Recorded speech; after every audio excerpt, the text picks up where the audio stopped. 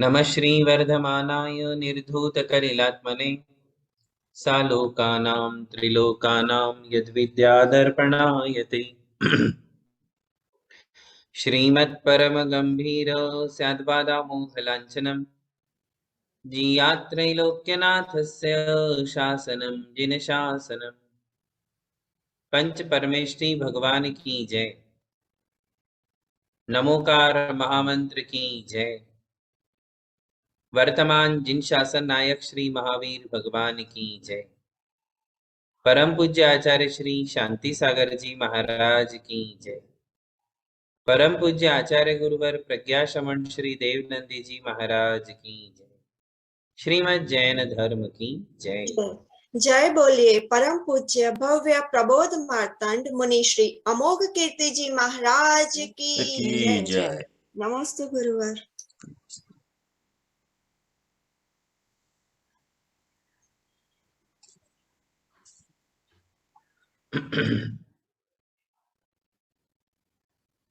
धर्म स्नेही बंधुओं,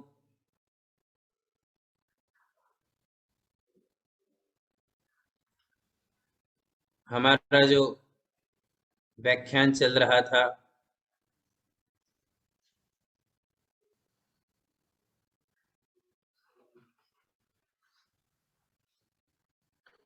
देव दर्शन विधि में हम भगवान से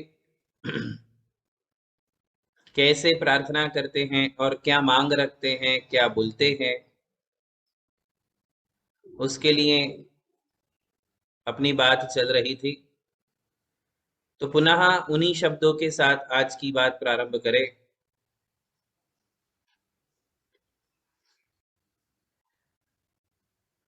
ये इसलिए कि आप सही सही उच्चारण कर सके।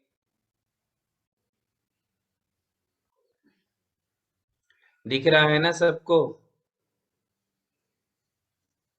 हाँ, अब आप मिस्टेक नहीं कर सकते। मैं बोलूंगा, आप मेरे पीछे बोलिए।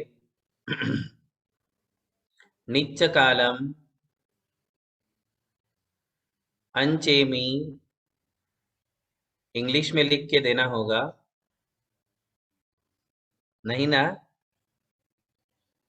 इतना तो मैनेज कर सकते हो आप। हाँ, निच्च कालम अंचेमी पूजेमी वंदामी नममसामी। कहीं कहीं नमस्सामी आता है और कहीं नममसामी पाठ है, तो कोई बात नहीं है। आगे का जो शब्द है उसे ध्यान से सुने। दुख खो कम्मक खो। देखिए, ये दुख खो बिल्कुल गलत नहीं पढ़ना है किसी ने भी। दुख खो कम्मक खो बोहिला हो सुगई गमनम। सुगई गमनम समाहि मरणम जिण गुण संपत्ति। जिण गुण संपत्ति, प्राकृत में छोटा जो नल का न होता है उसका बड़ा ण हो जाता है, तो जिण गुण संपत्ति हो मध्यम। मध्यम, सभी लोग अच्छे से बोलिए एक बार और। निच्च कालम अंचेमी पूजेमी वंदामी नममसामी दुख खो दुख खो कम्म खो बोहिला हो सुगई गमनम समाहि मरणम जिण गुण संपत्ति हो मध्यम। ठीक है ना। हाँ, मैं शब्द बोलता हूँ, निच्च कालम। अब निच्च कालम में तो कुछ नहीं करना, अंचेमी से आवर्त चालू होंगे। अंचेमी, पूजेमी, वंदामी। अब शिरोनति, नमंसामी। ठीक है। और फिर पूरा पंचांग नमस्कार। दुख खो, कम खो, बोहिलाहो, सुगई गमनम, समाहि मरणम, जीर्ण गुण संपत्ति हो मध्यम। ठीक है। तो पिछली बार अंचेमी, पूजेमी, वंदामी और नमस्सामी, ये जो 4 शब्द आए थे उसमें अर्चना, पूजा, वंदना और नमस्कार, वंदना और नमस्कार, ऐसी 4 बातें आपके लिए बताई थी। ये 4 कार्य किए जाते हैं भगवान के प्रति, जिनवाणी के प्रति, गुरु के प्रति, जो भी हमारे नवदेवता हैं, जो भी हमारे मंगल है, उन सब के लिए हम ये 4 कार्य करते हैं, अर्चना, पूजा, वंदना और नमस्कार। नमस्कार। अब इसका जो आगे भावना व्यक्त की गई है, प्रार्थना की गई है, कामना की गई है कि भगवान मुझे क्या चाहिए, तो उसमें बताया था कि दुख खो, हमारे दुखों का क्षय हो, है ना। शारीरिक दुख होते हैं, मानसिक दुख होते हैं, उसके अलावा कुछ आगंतुक दुख होते हैं, आगंतुक जो अचानक आ जाते हैं, और प्राकृतिक भी होते हैं। तो जितने भी प्रकार के दुख दर्द इस संसार में हैं, हमारे जीवन में है, उन सभी दुखों का नाश हो। दुख खो, खो यानी क्षय। दुख खो का संस्कृत में या अपने शब्दों में हम कहेंगे दुख क्षय, दुखानाम क्षय, दुखानाम क्षय, दुख क्षय, दुखों का क्षय हो। तो सभी प्रकार के दुख दर्द हमारे नष्ट हो, ये पहली भावना हमने व्यक्त की। फिर कहा कम्म खो, कर्मों का क्षय हो, है ना। कौन सा कर्म बताया था, याद है? कौन सा कर्म दुख देता है, किसी को याद है? नाम बताया था ना हमने। हाँ, राजेश भाई बोलो। नमोस्तु गुरुदेव। अनिल असाता वेदनीय हाँ, कर्म। असाता वेदनीय कर्म, बिल्कुल परफेक्ट। 8 कर्मों में वेदनीय नाम का कर्म है, और वेदनीय कर्म में असाता वेदनीय नाम का कर्म है। साता वेदनीय कर्म जहां हमारे लिए सभी प्रकार के सुख संसाधनों की योजना करके देता है, वहीं असाता वेदनीय कर्म प्रतिकूल द्रव्य, क्षेत्र, काल और भाव की योजना हमारे साथ करता है। प्रतिकूल द्रव्य, प्रतिकूल क्षेत्र, प्रतिकूल लोग, प्रतिकूल सिचुएशंस जो हमारे अगेंस्ट हैं, हमारी हैप्पीनेस को खत्म करने वाली है, ऐसे संसाधनों को जुटा करके लाने वाला असाता वेदनीय कर्म है। इस कर्म के कारण ही सारे दुख दर्द है। तो कम्मखओ में हम पहले असाता वेदनीय कर्म ले, और नहीं तो फिर कम्मखओ में 4 घातिया कर्म जो हमारे अरिहंत अवस्था में बाधक है, फिर 8 कर्म जो हमारे सिद्ध अवस्था में बाधक है, इन सबका नाश होवे, इस प्रकार की भावना है। मूल में दुख खो है। दुख खो का मतलब मेरे दुखों का नाश हो, ये हर कोई गृहस्थ चाहता है। अरिहंत और सिद्ध बनने के सपने तो कोई नहीं देखता है, नहीं देखता है, बिल्कुल नहीं। ये तो कोई भी नहीं सोचता है कि भाई हमें भगवान बनना है। कोई सोचता है क्या आप में से? एक भी नहीं। फुर्सत ही नहीं है, फुर्सत ही नहीं है ये सोचने के लिए कि मुझे भी भगवान बनना है, मुझे भी अरिहंत सिद्ध बनना है। ये सोचने की फुर्सत कहाँ है आपके पास? और कभी कभार मिल भी गई फुर्सत, तो इतने अच्छे विचार कहाँ से आएंगे अपने मन में, अपने दिमाग में? तो बेसिकली जो लोग चाहते हैं वो यही है कि हमारे दुखों का नाश होवे, हमें किसी प्रकार की तकलीफ हमारे जीवन में ना हो, मेरा बेटा सक्सेसफुल हो, मेरी बेटी सक्सेसफुल हो, हमारे घर में सब कुछ अच्छा हो, ऐसा सभी लोग चाहते हैं। कोई भी बाधाओं को नहीं चाहता है। इसलिए हमारे आचार्यों ने जो ये अंचलिका बनाई, इस अंचलिका में सबसे पहले दुख खो ही दिया है। और आप क्यों, हम लोग भी यही चाहते हैं।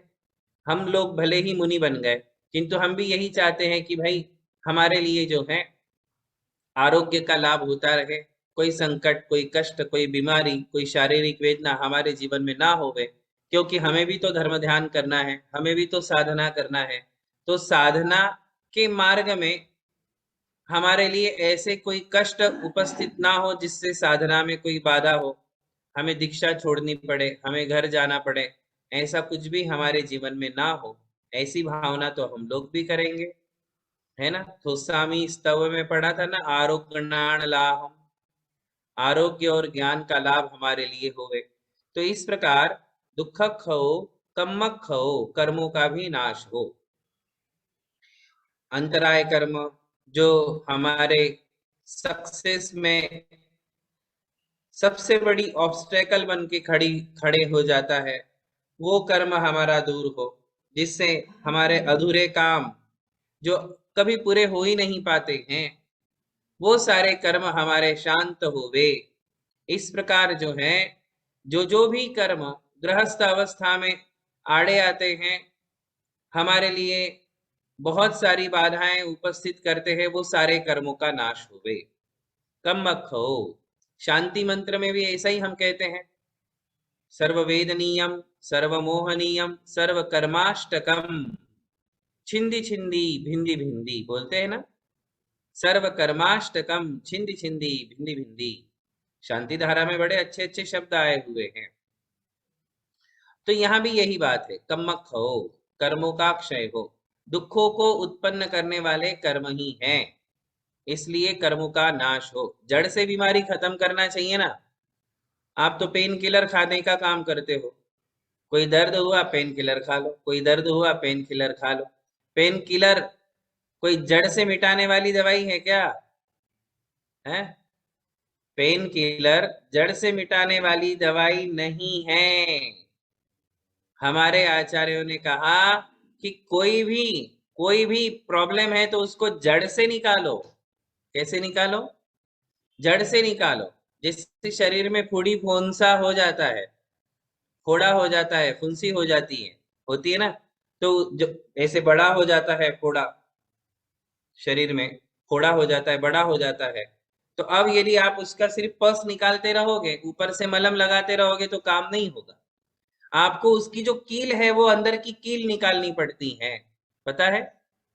उसकी कील होती है, फोड़ा को पूरा फोड़ा जाता है, उसको पूरा फोड़ करके उसके अंदर की जो जड़ होती है, वो कील निकाल दिया तो फिर वो दोबारा नहीं होता है, फिर उसकी मलहम पट्टी की जाएगी।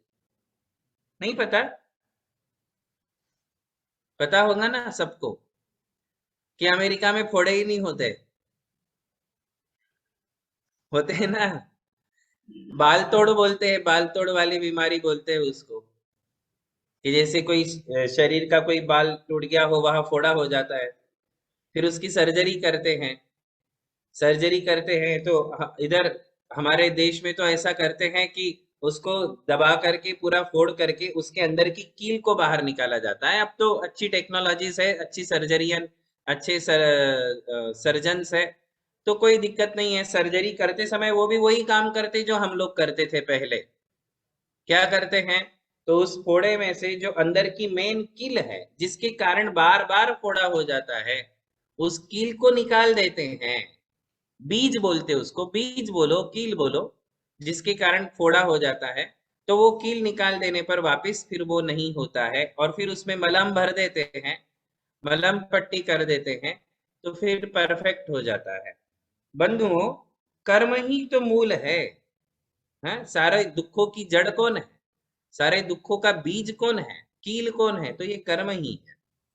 यदि हम कर्मों का इलाज करेंगे तो सारे इलाज अपने आप हो जाएंगे। किसका इलाज करना? कर्मों का इलाज करना। इसलिए तो कर्म दहन नाम का व्रत है। कौन सा व्रत है बताओ? एक कर्म दहन नाम का व्रत है जिसमें 156 156 उपवास किए जाते हैं। लगातार नहीं, लगातार नहीं, 1 साल में, 2 साल में, 3 साल में, जितनी आपकी कैपेसिटी हो। कई लोग 5 साल में पूरा करते हैं कर्मदहन व्रत। उसमें 8 कर्म हैं और 8 कर्मों के 148 भेद है, 148 उसके भेद है। तो 148 उपवास तो कर्मों के हुए और वो नाश होने के बाद सिद्धों की पदवी प्राप्त होती है। तो सिद्धों के 8 गुण हैं, तो उन 8 गुणों को उसमें प्लस कर दो तो 156 हो जाते हैं। ऐसे 156 एकासन भी कर सकते हैं, उपवास भी कर सकते हैं, या जितनी शक्ति है उतना, किंतु उस दिन उस कर्म का इलाज किया जाता है। क्या किया जाता है? एक एक दिन, एक एक व्रत के एक एक दिन, एक एक कर्म का इलाज, एक एक कर्म की ट्रीटमेंट की जाती है कि ये कर्म मेरा जड़ से खत्म हो जावे। इस प्रकार कर्म दहन व्रत ये अनादि निधन व्रत है। जैसे नमोकार मंत्र का व्रत अनादि निधन है, ऐसे ये कर्म दहन व्रत भी अनादि निधन है। कम्मक हो, कर्म क्षय हो, कर्म क्षय के उपाय करने पड़ेंगे ना। अभी तो हम अंचेमी, पूजेमी, वंदामी, नमस्सामी ये 4 कार्य कर रहे, जो ये कार्य भी कर्म क्षय के उपाय हैं। हम जो भगवान की अर्चना, पूजा, वंदना, नमस्कार करते हैं, ये कोई छोटी मोटी चीजें नहीं है। ये कर्मों का क्षय करने का बहुत प्रबल उपाय है। और व्रतों के दिन भी क्या करते हैं बताओ? जैसे कर्मदहन व्रत लिया, कर्मदहन व्रत के दिन हम क्या करते हैं? उस दिन पूजा करते हैं, भगवान का अभिषेक करते हैं। भले आप उपवास करो या एकासन करो, किंतु व्रत के दिन अभिषेक और पूजा तो कंपलसरी है। सभी लोग ध्यान दो। कई लोग व्रत करते हैं किंतु अभिषेक पूजा नहीं करते, तो फिर कैसे व्रत पूरा होगा? जाप होती है उसकी, एक एक व्रत की एक एक जाप होती है। तो कर्मदहन व्रत में जो 148 या 156 एकासन या उपवास है, उसमें एक एक कर्म का इलाज, एक एक कर्म का नाम लिया जाता है और सिद्ध भगवान का स्मरण करते हैं। कि जैसे मति ज्ञानावरण कर्म रहिताय सिद्ध परमेष्ठिने नमः, ऐसी उसकी जाप। मैं एक सिंपली बता रहा हूं, उसका प्रॉपर जाप है, किंतु हर जाप में ऐसा श्रुत ज्ञानावरण कर्म रहिताय श्री सिद्ध परमेष्ठिने नमः। तो 148 कर्म, उनके नाम और इन कर्मों से रहित सिद्ध भगवान को मैं नमस्कार करता हूं, मेरे भी इस कर्म का नाश होवे। तो और वो जाप दी जाती है पूरी 108 की, 108 जाप दी जाएगी उस दिन। और कर्मदहन की पूजा भी की जाएगी उस दिन, भगवान का अभिषेक भी किया जाएगा। तो कुल मिलाकर के हम क्या कर रहे हैं? अंचेमी, पूजेमी, वंदामी, नमस्सामी, ये तो कर ही रहे हैं। आई बात समझ में? तो ये करते हुए उपवास एकासन करना, तो ये कम्मक हो, कर्म क्षय की विधि है। हालांकि कर्म क्षय करने के लिए तो मुनि बनना पड़ता है। क्या बनना पड़ता है बताओ? घर बैठे बैठे कर्म नष्ट हो जाएंगे क्या? हो जाएंगे। तो फिर महाराज हम कर्म दहन व्रत क्यों करें, जब घर में बैठे बैठे गृहस्थ अवस्था में किसी भी कर्म का क्षय होने ही वाला नहीं है। 148 में से एक भी कर्म नाश नहीं कर सकते आप घर में बैठे बैठे। हाँ, चौथे काल में गृहस्थों के 7 कर्म नष्ट हो जाते थे। जो पुरुषार्थ करते थे वो गृहस्थ अवस्था में 7 कर्मों का परमानेंट नाश कर देते थे, परमानेंट क्षय कर देते थे। कौन से 7 कर्म? तो कहते हैं मिथ्यात्व, सम्यक प्रकृति, अनंतानुबंधी क्रोध, मान, माया, लोभ, ऐसे 4 और 3 7 कर्मों का नाश गृहस्थ कर सकते हैं घर में रहते हुए भी, किंतु उसके लिए प्रबल विशुद्धि चाहिए, महान विशुद्धि चाहिए। और इस काल के गृहस्थ एक कर्म भी नाश नहीं कर सकते, एक कर्म का भी नाश नहीं कर सकते, क्योंकि वैसा द्रव्य क्षेत्र काल भाव नहीं है। गृहस्थ तो छोड़ो, मुनि महाराज भी नहीं कर सकते, पंचम काल में एक भी कर्म का नाश नहीं होता। तो फिर प्रश्न ये है कि जब कर्मों का नाश होता ही नहीं है तो फिर हम कर्म दहन व्रत क्यों करें? तो बंधुओं, कर्मों का क्षय नहीं होता, इसका मतलब है कि कर्मों का जो परमानेंट क्षय किया जाता है वो इस काल में नहीं होता है, किंतु कर्मों की निर्जरा होती है। 7 तत्व है ना, जीव अजीव आश्रव बंध संवर निर्जरा मोक्ष, 7 तत्व आपको कभी समझाएंगे।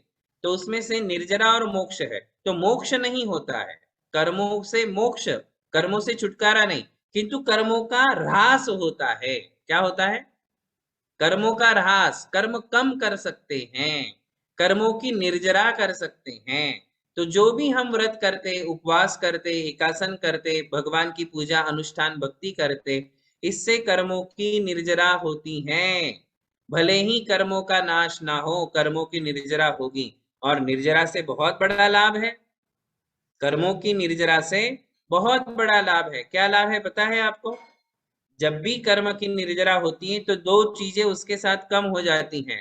एक तो उसका कड़वा फल, और उसका जो टाइम है, जो वो जितने समय तक हमारे लिए कड़वा फल देने वाला था, उसका वो जो ड्यूरेशन है, टाइम ड्यूरेशन, वो कम हो जाता है। कर्म की निर्जरा में 2 बड़े लाभ होते हैं, सभी लोग अच्छे से याद कर लो इसे। जब भी हम कर्मों की निर्जरा करेंगे तो वो 2 लाभ होंगे जो हम कभी नहीं कर पाएंगे किसी भी काम में। दुनिया के हजारों काम कर लो, कर्मों की निर्जरा नहीं होगी, किंतु जब भी कर्मों की निर्जरा होगी, भगवान की भक्ति से, अनुष्ठान से, व्रतों से, तपस्या से, इससे कर्मों की निर्जरा होगी। और कर्मों की निर्जरा में कौन सा लाभ होगा? कर्मों की निर्जरा में क्या लाभ होगा? तो स्थिति और अनुभाग निर्जरा। कौन सी निर्जरा होती है पता है? लिख लो इसे, स्थिति निर्जरा, अनुभाग निर्जरा। स्थिति निर्जरा का मतलब है जो कर्म आपको साल भर परेशान करने वाला था, वो कर्म अभी घट जाएगा, 6 महीने करेगा। आपके पुरुषार्थ पर है, आपके पुरुषार्थ पर है। जैसे पैसा कमाते हो ना, जितना पुरुषार्थ, जितनी मेहनत, जितना दिमाग लगाओगे, उतना ज्यादा पैसा कमाओगे। बस ऐसे ही जितना हम पुरुषार्थ करेंगे, कर्म की निर्जरा होगी। और निर्जरा में क्या होगी? स्थिति निर्जरा। स्थिति निर्जरा का मतलब जो कर्म हमें पता नहीं है, किंतु एक ऐसा कर्म आपकी आत्मा में बैठा है जो आगे भविष्य में उदय में आएगा, 1 साल तक परेशान करेगा। होते हैं ना परेशान लोग, 1-1 साल, 2-2 साल, 10-10 साल। तो वो कर्म की स्थिति है, जब तक वो स्थिति पूर्ण नहीं होगी तब तक वो कर्म परेशान करेगा। तो हम निर्जरा में क्या करते हैं? जो कर्म साल भर परेशान करने वाला था, उस कर्म को हमने 6 महीने का कर दिया, उसका पीरियड जो है कम कर दिया, ड्यूरेशन कम कर दिया, इसे कहते हैं स्थिति निर्जरा। आप 6 महीने को 1 महीने तक भी ला सकते हो, पता है? 6 महीने को 1 महीने पर भी उतार सकते, इसे कहते हैं जड़ से खत्म करना। क्या कहते हैं इसे? जड़ से बीमारी को खत्म करना। यदि आप जड़ से कर्मों का इलाज करोगे तब तो आपको फिर कोई कहीं देखने की ही जरूरत नहीं है। तो 1 साल वाले कर्म को 1 महीने पर लाके रख देना बहुत बड़ा काम है, बहुत बड़ा पुरुषार्थ है। 1 महीने को 1 दिन तक भी ला सकते हो। और अनुभाग निर्जरा क्या है? ये तो टाइमिंग की बात हुई। अनुभाग निर्जरा क्या है? तो उसमें जो होता है, उसमें इंटेंसिटी जो होती है उसे घटाया जाता है। कमक खो वाली बात समझा रहा हूं मैं आपको। उसमें कर्मों की इंटेंसिटी, कड़वाहट, जो उसकी इंटेंसिटी थी, तीव्रता थी, उस तीव्रता को हम कम कर सकते हैं। समझ रहे हो? जैसे करेले की सब्जी, सीधा करेला खाओ तो सीधा कच्चा करेला खा सकते? नहीं, थोड़ा खा के देखो, नहीं खा सकते, है ना? तो फिर हम क्या करते हैं? करेला खाना तो है, तो क्या करते हैं? उसको थोड़ा सा घी में तल देते हैं, उसमें गुड़ मिला देते हैं, मिलाते ना, घी डालते हैं, गुड़ डालते हैं। तो फिर उस करेले का जो कड़वापन है, कड़वाहट है, वो कम हो जाती है, होती है कि नहीं? सीधा करेला खाओ और करेले की सब्जी खाओ और करेले का अचार बना दो। अब लोग अचार भी बनाने लग गए, बढ़िया अच्छे से गुड़ डालते हैं। तो उससे होता ये है कि करेले का कड़वापन हमारे अनुभव में नहीं आता है ना? हमारे लिए उसका स्वाद, वो कड़वाहट को हम छुपा देते हैं, ढक देते हैं, कम कर देते हैं। बस ऐसे ही कर्मों की कड़वाहट जिसमें घटाई जाती है उसे निर्जरा कहते हैं। क्या कहते हैं? निर्जरा। उसको निर्जरा कहते हैं। तो स्थिति निर्जरा और अनुभाग निर्जरा, ये दोनों याद रखना।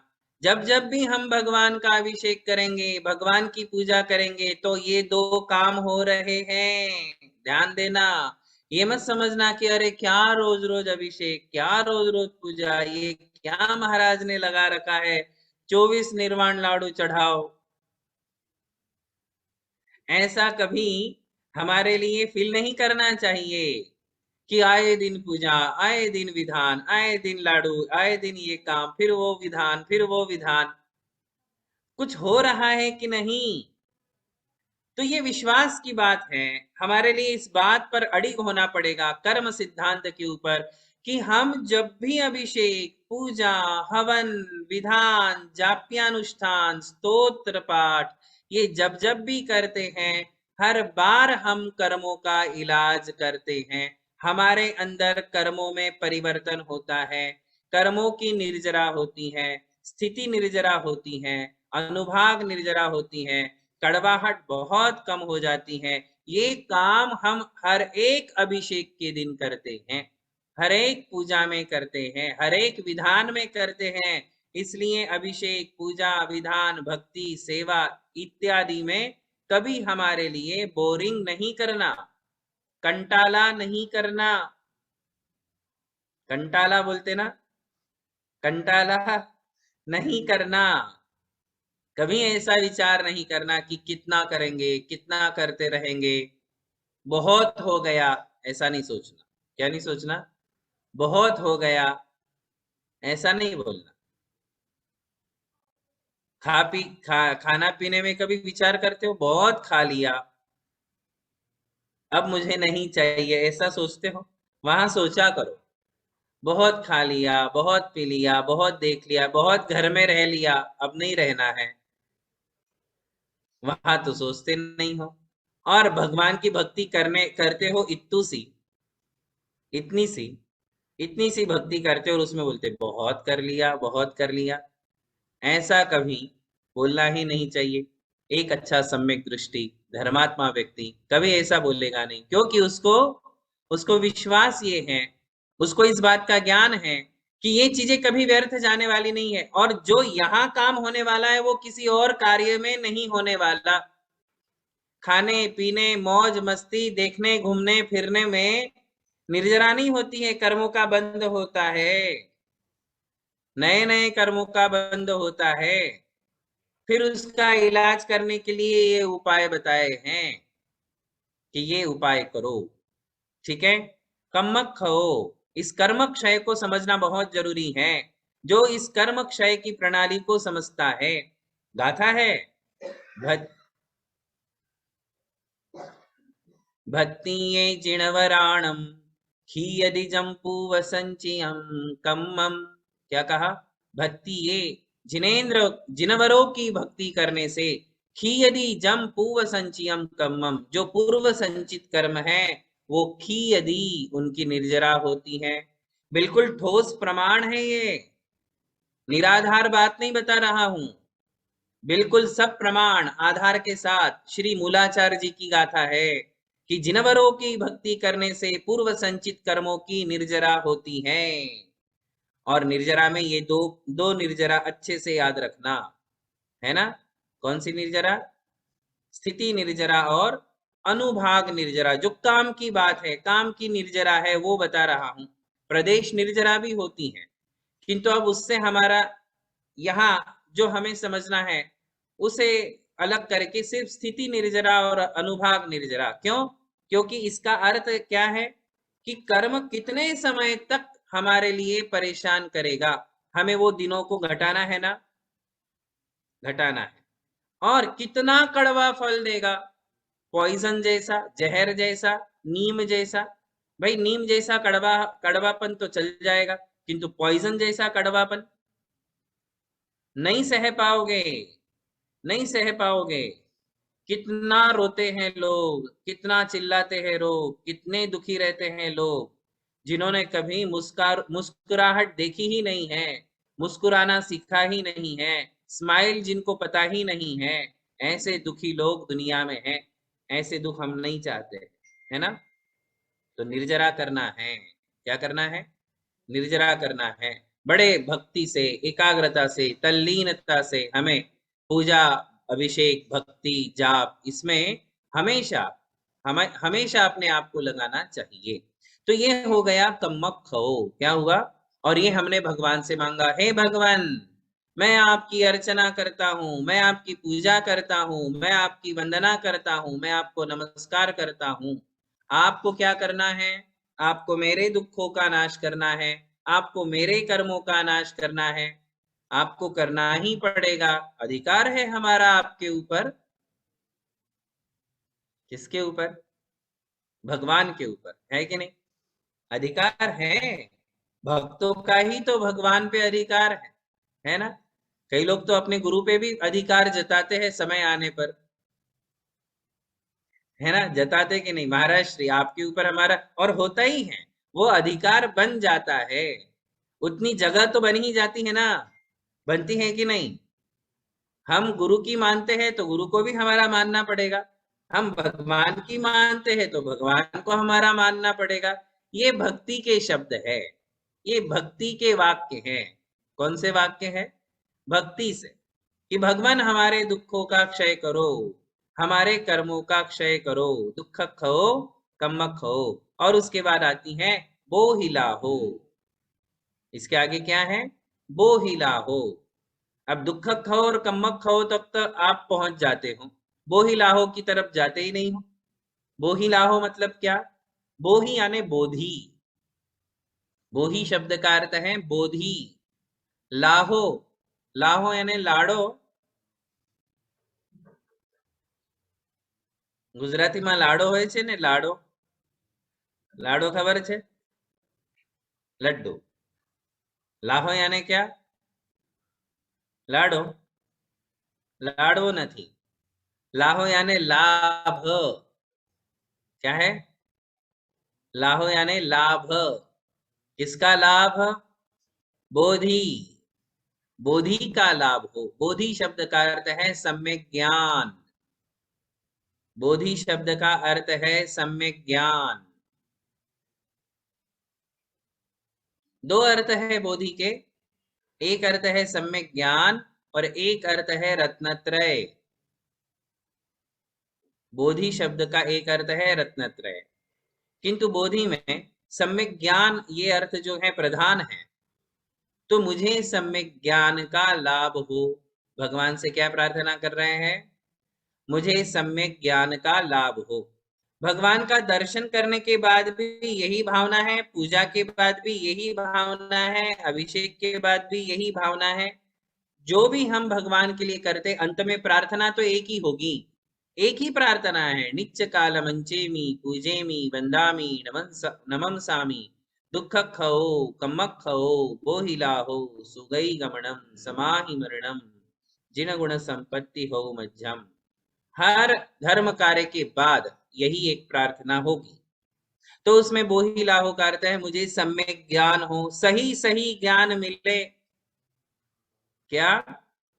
सही ज्ञान। अरे ये बहुत बड़ी बात है, क्योंकि सही ज्ञान नहीं होने के कारण भटक जाते हैं, रास्ते से भटक जाते हैं, कहीं भी चले जाते हैं, किसी भी फिलॉसफी में चले जाते हैं, कोई भी मार्ग अपना लेते हैं, किसी ने कुछ समझाया हम चले जाते हैं। क्यों ऐसा होता है?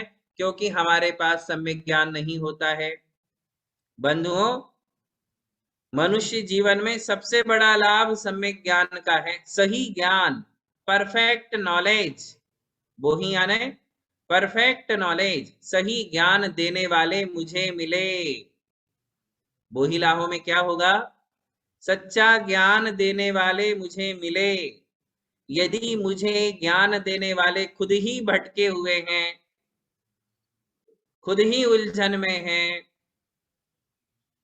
जिनका खुद का ही ज्ञान प्योर नहीं है, मिथ्या है, और वो मुझे सिखा रहे हैं और उनके प्रति मेरी भक्ति है, तो बताइए, आप डूबो पांड्या ले डूबो जजमान, ऐसा बोलते हैं। आप डूबो पांड्या ले डूबो जजमान, यानी वो नाव भी डूबेगी और उस नाव के ऊपर बैठा हुआ भी डूब जाएगा। डूबेगा कि नहीं बताओ? ऐसी नाव जो लकड़ी की नहीं है। कितने प्रकार की नाव होती है पता है? કેટલા પ્રકારની હોય છે નાવ, બોટ? ખબર નથી? खबर नहीं? ओके, तो फिर मैं आपको नेक्स्ट टाइम बताऊंगा सम्यक ज्ञान की कितनी जरूरत है। इसे हम नेक्स्ट क्लास में पढ़ेंगे, अभी तो समय हो गया है, तो इस बात को आगे कंटिन्यू करेंगे। आज इतना ही रखें। आज की क्लास में तो याद रखना है स्थिति निर्जरा और अनुभाग निर्जरा, कम्मक हो, कर्मों की निर्जरा, ऐसे अच्छे अच्छे जो बुलेट पॉइंट्स होते हैं, इनको कभी भूलना नहीं। महावीर भगवान की जय। जय बोलिए परम पूज्य मुनि श्री अमोघ कीर्ति जी महाराज की जय। हे गुरुवर, हमें सम्यक ज्ञान आपके प्रवचन से ही प्राप्त होगा और हम उस मार्ग पे अच्छे से चल पाए। जय बोलिए परम पूज्य मुनि श्री अमोघ कीर्ति जी महाराज एवं मुनि श्री अमर कीर्ति जी महाराज की जय।